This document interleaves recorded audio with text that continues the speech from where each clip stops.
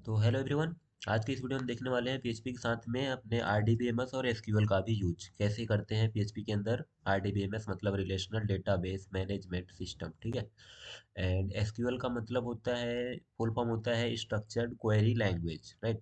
सबसे पहले हम देखते हैं कि फ्रेंड्स ये डेटाबेस क्या होता है, व्हाट इज डेटाबेस। तो डेटाबेस आप एकदम समझ सकते हैं, एकदम बिल्कुल काइंड ऑफ द स्टोरेज, ठीक है, जिसके अंदर हम बहुत सारे डेटा को स्टोर करते हैं। डेटा मतलब हमारा डेटा किसी भी फॉर्म में हो सकता है, टेक्स्ट के फॉर्म में, इमेज के फॉर्म में, म्यूजिक है, वीडियो है, सारे एक डेटा है। फैक्ट है जो मैं बोल रहा हूँ, कुछ भी सब एक डेटा है। बेस का मतलब जहाँ पे हम उसको स्टोर करते हैं। तो डेटा बेस मतलब जहाँ पे हम डेटा को स्टोर करते हैं, कि स्टोरेज होता है, राइट। अब इसको हम इम्प्लीमेंट कर सकते हैं सर्वर के इनसाइड भी और सर्वर के आउटसाइड भी। जब हमारे पास बहुत कम स्मॉल का स्केल के हमारे पास एप्लीकेशन होते हैं, तो सर्वर के अंदर बहुत बिग अमाउंट ऑफ डेटा होता है, तो सर्वर के बाहर भी हम इसका इम्प्लीमेंटेशन करते हैं, राइट। अब इसके बाद बोले हैं कि किसी वेबसाइट के अंदर, इन द वेबसाइट डेवलपमेंट की बात अगर हम करें, most of the data is fetched and store in the database at the server side. तो सर्वर साइड पर सबसे जो मोस्ट जो डेटा होते हैं, फैच होता है, स्टोर होता है, सब कुछ वो कहाँ पे होता है, डेटाबेस के अंदर स्टोर होता है। और डेटाबेस से ही डेटा को हम फैच करके वेबसाइट के अंदर डिस्प्ले करते हैं। तो डेटाबेस का बहुत ही बड़ा रोल है हमारे वेबसाइट डेवलपमेंट के अंदर, ठीक है। क्योंकि वहीं पर हम डेटा स्टोर करेंगे और वहीं से हमारा डेटा रिट्राइव भी करेंगे, ठीक है। सिंपल सी बात, ओके। जैसे कि अगर हम बताएं यहाँ पर, तो ये हमारा हो गया, यहाँ पर क्लाइंट बैठा हुआ है जो कि यहाँ पर टाइप करेगा, और ये कुछ भी टाइप करेगा यहाँ पर हमारा क्लाइंट का वेब सर्वर हो गया, ठीक है। वेब सर्वर अभी यहीं पे ये कनेक्टेड होता है हमारे मेनली डेटाबेस से। तो इसके जो भी क्लाइंट के डेटा होते हैं, यहाँ पर मान लो हमारा डेटा है, यहाँ से हम कुछ भी सर्च करते हैं तो उसका रिक्वेस्ट आता है सर्वर के पास। सर्वर अब क्या करता है, रिक्वेस्ट करता है हमारे डेटाबेस को। अब पूरा डेटा हमारा पड़ा है यहाँ डीबी, ये हमारा डीबी है, ठीक है। डीबी के पास हमारे सारे डेटा पड़े हुए हैं। तो यहाँ से जो भी डेटा वो, जो भी क्लाइंट का रिक्वायरमेंट होगा उसके हिसाब से यहाँ पर डेटा यहाँ से क्लाइंट सर्वर साइड पे जाता है, सर्वर फिर उसको रिट्राइव कर देता है हमारा क्लाइंट साइड को। तो इस प्रकार से चीज़ चलती है, ठीक है। ओके, हम कर देते हैं इसको नेक्स्ट क्लीन। आई होप आपको समझ गए होंगे कि डेटाबेस कितना इंपॉर्टेंट है हमारे वेब डेवलपमेंट के अंदर। सिंपल सी बात है कि डेटा को फैच करना है या फिर स्टोर करना है, तो हमें डेटाबेस की जरूरत तो पड़ेगी ही। फिर there are many types of database system that have been deployed since now. अभी के समय में बहुत सारे डेटा टाइप्स आ गए हैं, डेटाबेस आ गए हैं, बहुत ही प्रकार के डेटाबेस आ गए हैं, ओके। एसक्यूएल, नॉन एसक्यूएल, और द चॉइस अमॉन्ग, वेट। तो फ्रेंड्स अभी हमने देख लिया यहाँ पर डेटाबेस क्या है। अभी यहाँ पर बोल रहा है कि the choice among the different database system depends upon the nature of application. वह कितना हमारे एप्लीकेशन के नेचर पर डिपेंड करता है कि हम किस प्रकार के डेटाबेस को चूज कर रहे हैं, ठीक है। हमारा एप्लीकेशन किस प्रकार का, उसके ऊपर भी डिपेंड करता है कि हमारा डेटा बेस कैसा होना चाहिए, ठीक है। माई एसक्यूएल है, एसक्यूएल है, नो एसक्यूएल है, किस प्रकार का हमें डेटाबेस चाहिए।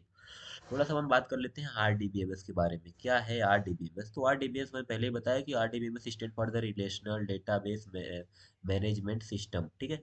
आरडीबीएमएस क्या है? It is the basics for the SQL. SQL मतलब structured query language and all the other modern database language. यह स्ट्रक्चर्ड क्वेरी लैंग्वेज है, और कुछ इसके अलावा भी बहुत सारे जो हमारे मॉडर्न डेटाबेस लैंग्वेज हैं, इन सब पर ये बेस करता है, ठीक है। Basis. And RDBMS store the data in table, मतलब टेबल के फॉर्मेट में डेटा को स्टोर करता है RDBMS, right. With the most commercial relational database management system using the structured query language. ये बहुत पहले से ही जो है ना एसक्यूएल बेस्ड है, ठीक है। स्ट्रक्चर क्वेरी लैंग्वेज को यूज करता है, मीन्स एसक्यूएल को यूज करता है to access the database. Database को एक्सेस करने के लिए यह एसक्यूएल को यूज करता है। The relational database management system is a database management system that is based on the relational model as introduced by the E F Codd. तो यह जो आरडीबीएमएस सिस्टम है, बिल्कुल एक रिलेशनल डेटाबेस सिस्टम है, ठीक है। ओके, जो कि बेस्ड है रिलेशनल मॉडल पे। जो कि रिलेशन होता है, क्योंकि हमने पहले बताया कि यहाँ पर ये बहुत सारे टेबल के फॉर्म में डेटा को स्टोर करता है, तो बहुत सारे हम टेबल बनाएंगे और हर टेबल एक दूसरे से रिलेट करेंगे, तो वो हो गया रिलेशनल डेटाबेस सिस्टम। जैसे मान लेते हैं कि यहाँ पर एक हमारा टेबल है स्टूडेंट नाम का, एक हमारा यहाँ पर टेबल है टीचर नाम का, इसके अंदर टीचर का इंफॉर्मेशन है, एक हमारा यहाँ पर टेबल है कोर्स नाम का, इसके बीच में कोर्स से रिलेटेड सभी इंफॉर्मेशन है, तो ये एक दूसरे से कनेक्टेड तो होंगे ही कि कौन से स्टूडेंट को कौन टीचर पढ़ाएगा, कौन सा स्टूडेंट कौन से कोर्स को पढ़ेगा। तो यार जो डेटा होते हैं सब कुछ टेबल के फॉर्म में स्टोर होते हैं, और हमारे टेबल एक दूसरे से रिलेट करते हैं कौन से कोर्स को कौन से टीचर पढ़ाएंगे। तो यही हो गया हमारा रिलेशनल डेटाबेस। इन दोनों तीनों टेबल के बीच में अक्सर हर एक टेबल के बीच में कोई ना कोई रिलेशन होगा, राइट। ये डेटाबेस की बात हो गई, बाद में हम आगे डेटाबेस के सब्जेक्ट में इसको पढ़ेंगे अच्छे से, ठीक है। अब हम बात कर लेते हैं इसके नीचे इंट्रोडक्शन ऑफ एसक्यूएल। एसक्यूएल का क्या इंट्रोडक्शन है थोड़ा देखते हैं। SQL is standard language, structured query language for the storing retrieve, storing मतलब स्टोर करने के लिए, रिट्राइव करने के लिए, मैनिपुलेट करने के लिए डेटा को इन द डेटाबेस। बहुत ही इंपॉर्टेंट है टॉपिक एसक्यूएल का। तो डेटाबेस के अंदर मेरे को कुछ भी करना है, स्टोर करना है, डेटाबेस के अंदर से डेटा को निकालना है डेटा के अंदर, या फिर डेटाबेस के अंदर डेटा को मैनिपुलेट करना है, अपडेट डिलीट डिलीट कुछ भी करना है, तो एसक्यूएल की सहायता से करते हैं। हमें एक लैंग्वेज की जरूरत तो पड़ेगी ही उसको कुछ भी मैनिपुलेट करने के लिए, तो वह लैंग्वेज है हमारा एसक्यूएल, स्ट्रक्चर्ड क्वेरी लैंग्वेज, जिसकी सहायता से हम डेटाबेस के अंदर मैनिपुलेशन करते हैं।